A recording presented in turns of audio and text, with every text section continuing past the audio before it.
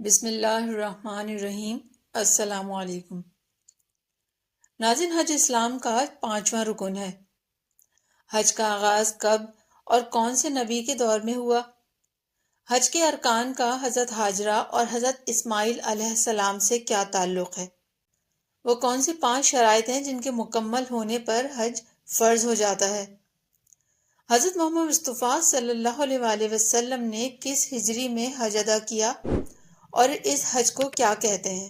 اور حج مکمل ہونے کے بعد آپ صلی اللہ علیہ وآلہ وسلم نے کیا اعلان فرمایا؟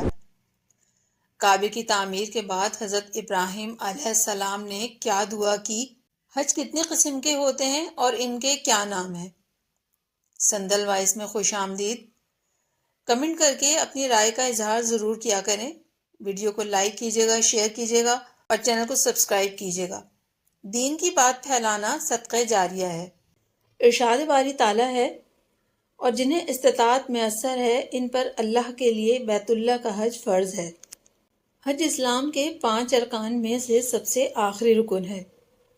حضرت محمد صلی اللہ علیہ وآلہ وسلم نے فرمایا، اسلام کی بنیاد 5 ستونوں پر ہے: لا الہ الا اللہ محمد الرسول اللہ کی گواہی دینا، نماز قائم کرنا، زکوٰۃ دینا، رمضان کے روزے رکھنا اور حج کرنا۔ حج فرض ہونے کی 5 شرائط ہیں۔ پہلی شرط مسلمان ہونا، غیر مسلموں پر حج فرض نہیں اور نہ ان کے لیے مناسک حج ادا کرنا جائز ہے۔ دوسری شرط عقل ہے، پاگل مجنون پر حج فرض نہیں۔ تیسری شرط بلوغ ہے یعنی بالغ ہونا، نابالغ بچے پر حج فرض نہیں۔ چوتھی شرط آزادی ہے، یعنی غلام و باندی پر حج فرض نہیں ہوتا۔ پانچویں شرط استطاعت ہے، یعنی استطاعت کا مفہوم یہ ہے کہ حج محض ان افراد پر فرض ہے جو اس کی جسمانی و مالی استطاعت رکھتے ہوں۔ عورت ہے تو شرعی محرم بھی لازم ہے۔ آغاز حج کی تاریخ بعثت محمدی۔ بعثت محمدی سے مراد پیغمبر بنا کر بھیجے جانے کے عمل کو بعثت کہتے ہیں۔ بعثت محمدی سے ہزاروں سال قبل ابراہیم علیہ السلام کے دور میں ہوا۔ اسلامی روایات کے مطابق جب حضرت ابراہیم علیہ السلام صحرا شام میں آئے تو ان کی باندی ہاجرہ سے ایک بیٹا پیدا ہوا۔ یہ دیکھ کر ان کی زوجہ سارہ انتہائی اداس ہو گئیں کیونکہ ان کی کوئی اولاد نرینہ نہیں تھی، اور سارہ حضرت ابراہیم کو حضرت ہاجرہ کے حوالے سے تنگ کرنے لگیں۔ حضرت ابراہیم علیہ السلام نے یہ معاملہ بارگاہ الہی میں پیش کیا۔ اللہ کا حکم ہوا کہ ہاجرہ اور اسماعیل کو دوسرے مقام پر منتقل کر دیں۔ حضرت ابراہیم نے اللہ تعالیٰ سے پوچھا، انہیں کس جگہ لے کر جاؤں یا میرے پاک پروردگار؟ اللہ تعالیٰ نے ارشاد فرمایا، مکہ، میرا حرم، جسے میں نے زمین میں سب سے پہلے تخلیق کیا تھا۔ اس کے بعد جبرائیل امین براق لے کر حاضر ہوئے اور اس پر حضرت ابراہیم علیہ السلام، حضرت ہاجرہ اور حضرت اسماعیل علیہ السلام کو سوار کر کے روانہ ہو گئے۔ حضرت ابراہیم جس سرسبز و شاداب جگہ سے گزرتے تو کہتے، جبرائیل، یہی جگہ ہے؟ لیکن جبرائیل امین کہتے، نہیں، ابھی اور آگے چلیں۔ مقام کعبہ پر پہنچ کر حضرت ہاجرہ اور حضرت اسماعیل علیہ السلام کو اتار دیا گیا۔ وہاں اترنے کے بعد ان لوگوں کو ایک درخت نظر آیا جس پر حضرت ہاجرہ علیہ السلام نے ایک چادر ڈال کر سائبان سا بنا لیا۔ حضرت ابراہیم علیہ السلام نے اپنی زوجہ سارہ سے وعدہ کیا تھا کہ وہ ان لوگوں کو چھوڑ کر واپس آ جائیں گے، لہٰذا انہوں نے واپسی کا ارادہ کیا۔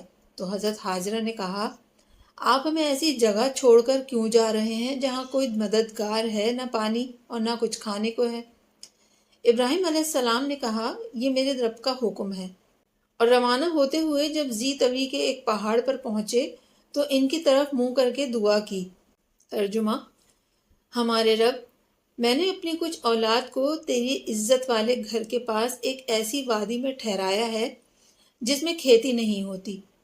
اے ہمارے رب، تاکہ وہ نماز قائم رکھیں تو لوگوں کے دل ان کی طرف مائل کر دے اور انہیں پھلوں سے رزق عطا فرما تاکہ وہ شکر گزار ہو جائیں۔ یہ دعا کر کے حضرت ابراہیم علیہ السلام واپس چلے گئے اور حضرت ہاجرہ و اسماعیل علیہ السلام اس بے آب و گیا زمین میں ٹھہر گئے۔ جب دوپہر ہوئی تو اسماعیل علیہ السلام کو پیاس لگی۔ حضرت حاجرہ پانی کی تلاش میں نکلیں اور مقام صحیح پر پہنچ کر آواز لگائی، اس وادی میں کوئی مددگار ہے؟ اسی وقت اسماعیل علیہ السلام ان کی نظروں سے اوجھل ہو گئے تو وہ فوراً صفا پہاڑی پر چڑھ گئیں تو انہیں وادی کے اندر پانی کا سراب نظر آیا۔ وہ دوڑتی ہوئی وادی میں اتریں اور مروہ تک پہنچ گئیں، لیکن پانی نہیں تھا اور حضرت اسماعیل بھی ان کی نظروں سے اوجھل ہو گئے۔ پھر انہیں صفا پہاڑی کی جانب سراب نظر آیا تو پانی کی تلاش میں پھر وادی میں اتریں، لیکن جب حضرت اسماعیل علیہ السلام نظر نہ آئے تو واپس صفا پہاڑ پر چڑھیں۔ اس طرح حضرت حاجرہ علیہ السلام نے 7 چکر لگائے۔ 7ویں چکر میں جب وہ مروہ پہاڑی پر تھیں تو انہیں حضرت اسماعیل علیہ السلام کے قدموں کے نیچے پانی بہتا ہوا نظر آیا۔ وہ واپس آئیں اور چشمے کے ارد گرد مٹی جمع کر کے بہتے پانی کو روکا، اس لیے اس پانی کا نام زمزم پڑ گیا۔ اس وقت قبیلہ جرہم ذوالمجاز اور عرفات میں ٹھہرے ہوئے تھے۔ مکہ میں پانی نکلنے کے بعد یہاں چرند پرند آنے لگے۔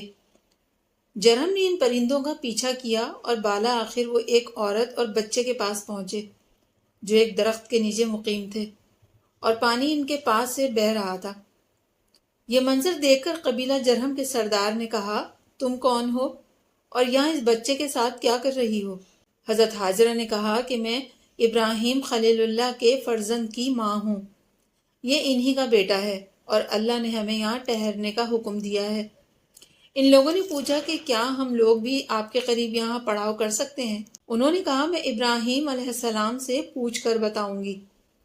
تیسرے دن جب ابراہیم علیہ السلام تشریف لائے تو حضرت حاجرہ نے واقعہ سنایا۔ حضرت ابراہیم نے قبیلہ جرہم کو یہاں ٹھہرنے کی اجازت دے دی۔ اس طرح پورا قبیلہ یہیں مقیم ہو گیا۔ حضرت حاجرہ اور حضرت اسماعیل علیہ السلام ان لوگوں سے گھل مل گئے۔ جب حضرت ابراہیم دوسری بار آئے اور اتنے سارے افراد کو دیکھا تو انتہائی خوش ہوئے۔ ناظرین، حضرت حاجرہ اور اسماعیل علیہ السلام قبیلہ جرہم کے ساتھ ہی گزر بسر کرتے رہے۔ جب حضرت اسماعیل سن شعور کو پہنچ گئے تو اللہ تعالیٰ نے ابراہیم علیہ السلام کو کعبے کی تعمیر کا حکم دیا۔ کعبے کی تعمیر اسی جگہ کرنا تھی جہاں آدم علیہ السلام پر قبا نازل ہوا تھا، لیکن حضرت ابراہیم کو یہ علم نہیں تھا کہ کعبہ کس جگہ تعمیر کرنا ہے، کیونکہ مذکورہ قبا طوفان نوح کے وقت اللہ نے اٹھا لیا تھا۔ اللہ تعالیٰ نے جبرائیل امین کو بھیجا، وہ آئے اور حضرت ابراہیم علیہ السلام کو مطلوبہ جگہ دکھائی۔ بنیادیں جنت سے اتاری گئیں اور ان پر حضرت ابراہیم علیہ السلام نے کعبہ تعمیر کیا۔ تعمیر کے لیے حضرت اسماعیل علیہ السلام ذی طوی ایک مقام جہاں سے پتھر لاتے تھے۔ اس کے بعد مقام حجر اسود کی نشاندہی کی گئی، چنانچہ وہاں سے حجر اسود کو نکال کر اسے اصل جگہ پر رکھا۔ اس تعمیر میں کعبے کے 2 دروازے رکھے گئے، ایک مشرق اور دوسرا مغرب کی جانب۔ اس مغربی دروازے کا نام مستجار رکھا، پھر اس پر اسخر کی پتیاں وغیرہ ڈالیں اور حاجرہ علیہ السلام نے کعبے کے دروازے پر ایک چادر لٹکا دی۔ کعبے کی تعمیر سے فراغت پر حضرت ابراہیم اور حضرت اسماعیل علیہ السلام نے حج ادا کیا۔ 8 ذی الحج یوم الترویہ کو جبرائیل امین ان کے پاس آئے اور کہا، ابراہیم پانی یہاں سے بھر لو۔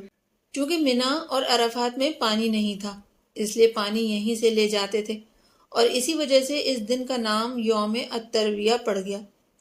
جب ابراہیم علیہ السلام کعبے کی تعمیر سے مکمل فارغ ہو گئے تو پھر دعا کی، اے اللہ اس شہر کو پرامن بنا دے اور یہاں کے باشندگان میں سے جو اللہ اور یوم آخرت پر ایمان لائیں انہیں پھلوں سے روزی دے۔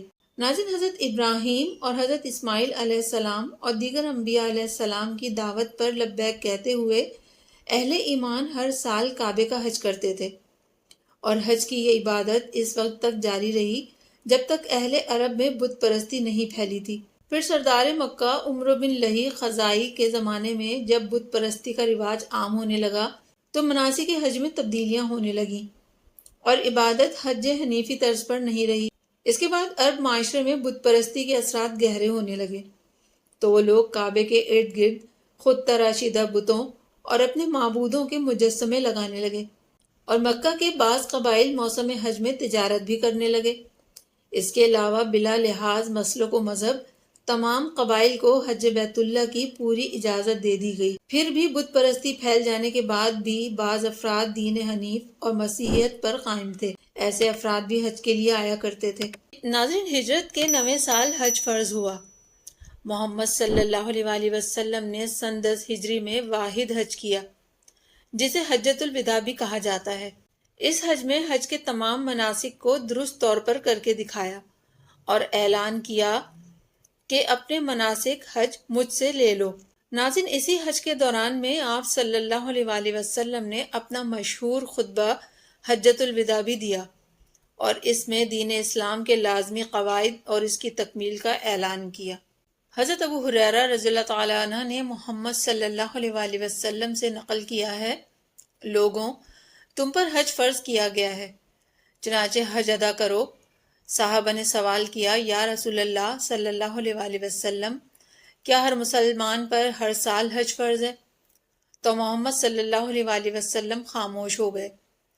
دوبارہ اور تیسری بار بھی یہی سوال کیا گیا تو رسول اللہ صلی اللہ علیہ وآلہ وسلم نے فرمایا، اگر میں ہاں کہہ دیتا تو واقعی فرض ہو جاتا، اور ایسا تم لوگ نہیں کر پاتے۔ پھر کہا، جتنا میں کہوں اتنا سنو، اس سے آگے نہ پوچھو۔ 631 عیسوی میں جب محمد صلی اللہ علیہ وآلہ وسلم نے مکہ فتح کیا تو مسجد حرام میں موجود تمام بتوں اور مجسموں کو ہٹا دیا، اور اس کے بعد تمام مسلمانوں نے حج کے مناسک ادا کیے۔ اس دن سے حج کی یہ عبادت مستقل جاری ہے۔ ناظرین، حج کی 3 اقسام ہیں: حج قران، حج تمتع اور حج افراد۔ حج قران سب سے افضل حج ہے۔ قران کرنے والا حاجی قارن کہلاتا ہے۔ اس میں عمرہ اور حج کا احرام ایک ساتھ باندھا جاتا ہے، مگر عمرہ کرنے کے بعد قارن حلق یا قصر نہیں کروا سکتا۔ اسے بدستور احرام میں رہنا ہوگا۔ 10ویں، 11ویں یا 12ویں ذی الحج کو قربانی کرنے کے بعد حلق یا قصر کروا کے احرام کھول سکتا ہے۔ حج تمتع، یہ حج صرف میقات کے باہر والے ہی ادا کر سکتے ہیں۔ اس میں حاجی عمرہ ادا کرنے اور حلق و قصر کرنے کے بعد احرام کھول سکتے ہیں، جسے وہ پھر ایام حج یعنی 8 ذی الحج یا اس سے قبل پہن لیتے ہیں۔ جو یہ حج کرے وہ حاجی متمتع کہلاتا ہے۔ حج افراد، اس حج میں عمرہ شامل نہیں ہے۔ عازمین حج اس میں لبیک بحج کہہ کر صرف حج کا احرام باندھتے ہیں۔ پھر مکہ پہنچ کر طواف قدوم کیا جاتا ہے اور حج کے وقت تک حجاج حالت احرام میں ہی رہتے ہیں۔ پھر وہ حج کے مناسک مکمل کرنے کے بعد ہی احرام کھولتے ہیں۔ اہل مکہ یعنی میقات اور حدود حرم کے درمیان میں رہنے والے باشندے حلی عموماً حج افراد کہلاتے ہیں۔ دوسرے ملک سے آنے والے عازمین بھی حج افراد کر سکتے ہیں۔ حج افراد شافعی اور مالکیہ کے یہاں سب سے افضل حج شمار کیا جاتا ہے، کیونکہ ان کے نزدیک محمد صلی اللہ علیہ وآلہ وسلم نے حج افراد ہی کیا تھا۔ حج افراد کرنے والے حاجی کو مفرد کہتے ہیں۔ مناسک حج کی ابتدا ہر سال 8 ذی الحج سے ہوتی ہے۔ حاجی متعین میقات حج سے احرام باندھ کر کعبے کی زیارت کے لیے روانہ ہوتے ہیں۔ وہاں پہنچ کر طواف قدوم کرتے ہیں، پھر منا روانہ ہوتے ہیں اور وہاں یوم الترویہ گزار کر عرفات آتے ہیں اور یہاں ایک دن کا وقوف ہوتا ہے۔ اس دن کو یوم عرفہ یعنی سعی، عید قربانی، یوم حلق و قصر وغیرہ کہا جاتا ہے۔ اس کے بعد حجاج رمی جمار کنکریاں پھینکنے کے لیے جمرہ عقبہ جاتے ہیں۔ بعد ازاں مکہ واپس آ کر طواف اضافہ کرتے ہیں اور پھر واپس منا جا کر ایام تشریق گزارتے ہیں۔ اس کے بعد حجاج دوبارہ مکہ واپس آ کر طواف وداع کرتے ہیں اور یوں حج کے جملہ مناسک مکمل ہو جاتے ہیں۔ امید ہے آپ کو آج کی ویڈیو پسند آئی ہوگی۔ آپ کو یہ معلومات کیسی لگی کمنٹ کر کے ضرور بتائیے گا۔ ویڈیو کو لائک کیجیے گا، شیئر کیجیے گا اور چینل کو سبسکرائب کرنا نہ بھولیے گا۔ پھر کسی اچھی ویڈیو کے ساتھ آپ کے سامنے حاضر ہوں گے۔ جب تک کے لیے اللہ حافظ۔